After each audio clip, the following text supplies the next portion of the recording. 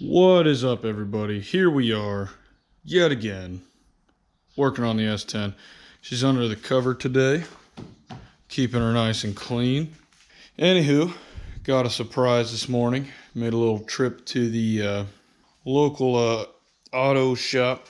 Got something done. Now, for too long, the poor S10 has been sitting on these little stock size wheels in there. And as you can see, if I back out here, they're embarrassingly small compared to the wheel well here in the rear.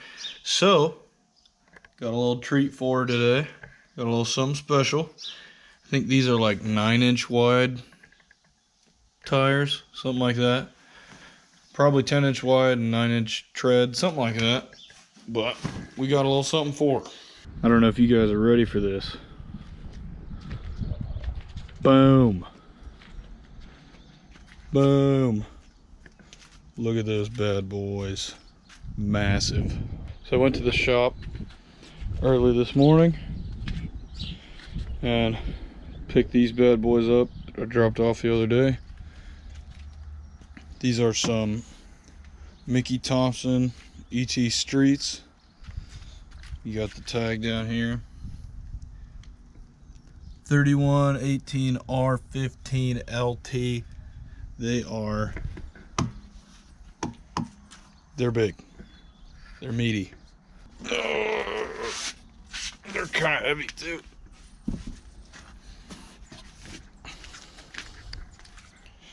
Take a look at these bad boys. Look at that. Little mag shank wheels. So I figured today I would back the old S10 out, get the tires on.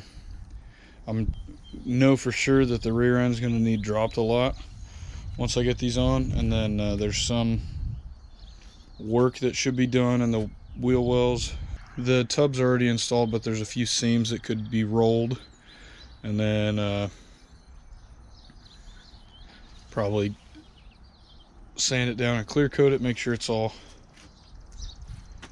good to go, and then stuff these bad boys in there. It's going to be a tight fit. These are huge. These are pretty big. Well, let's get to it.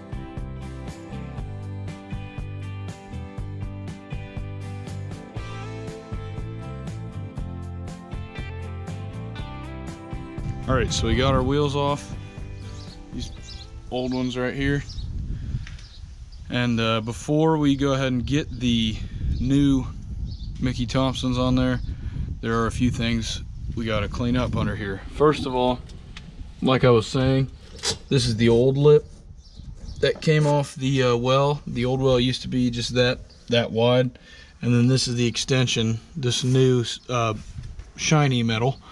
So I'll probably take this lip and either roll or grind it off, and then scratch up the whole thing and paint it so it all matches. And then a few other things like this bed support needs bolted in there. Clean up the disc, of course. The brake rotor needs cleaned. It's a little dirty. And then I was not able to reach these furthest bleed screws when I initially did the brake bleed, so I'll go ahead and pop these open, and then my brakes should be fully functioning. Before they were just kind of like half functioning, not half functioning, but they were definitely really soft in the beginning, and that was of course due to them not being bled all the way. But as soon as I pop this guy, get a little help from somebody, bleed the brakes real good, shouldn't have to worry about it anymore. Should have good strong brakes. All right, so a little bit of a fast forward here, but if we look up in here, we can see that Seam is now gone. I mean, the seam's there, but the little lip that was hanging off is gone. And I've gone ahead and put 3 or 4 coats of paint on it. Still waiting for this last one to dry. And I'll probably hit it up with a clear coat or something like that. You can see that that's looking way better. And those wheels are definitely more likely to not rub now. So I'll probably do some little stuff now while I'm waiting for it to dry, like get this get the right bolt for this arm, maybe clean it off, paint it real quick, and get that bolt up in there, and just some little stuff like that. And then we'll go ahead and bleed the brakes, and we'll be ready for some wheels. All right, little time warp again here, but we got that rod firmly bolted in place, and we got the brakes bled, as you can see by this puddle of brake fluid on the ground. And next up is to throw the wheels on. Of course, these do need cleaned up, and I will clean them up, but not today. I got the wheels I know are gonna have to come off again at some point, and so for now, just gonna go ahead and put them on so I can roll it back in the garage, see what they look like. I'll probably have to raise or lower it with the coilover mounts back here. So for now, we're just gonna go ahead and get it assembled and worry about cleaning that up later.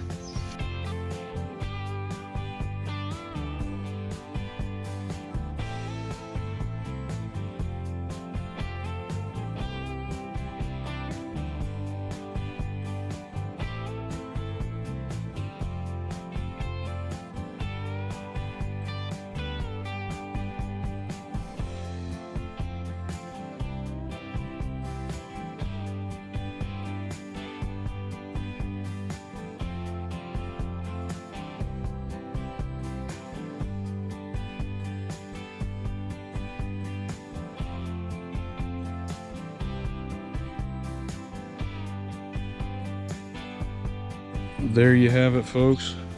I gotta say, she looks pretty mean. I don't think those tires could fit any better in there. About an inch, maybe just over an inch of space on each front and the rear. Plenty of travel, especially with the lip cut out of there. Paint looks good in there. Wheels look fresh. Looks awesome. Do a little walk around. I really don't, it doesn't look like I had to lower or raise it that much either.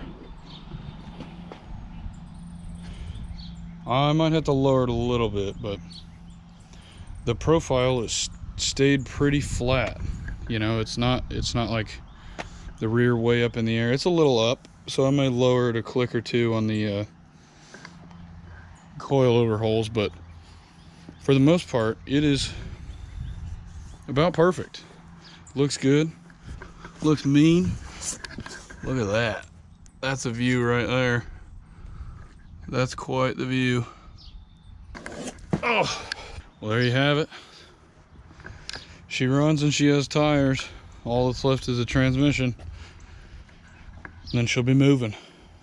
Well, if you like the build or want to keep up with it, feel free to subscribe. Doesn't cost you nothing, and I appreciate it greatly. Leave a like if you liked the video, and yeah, I'll see you in the next one.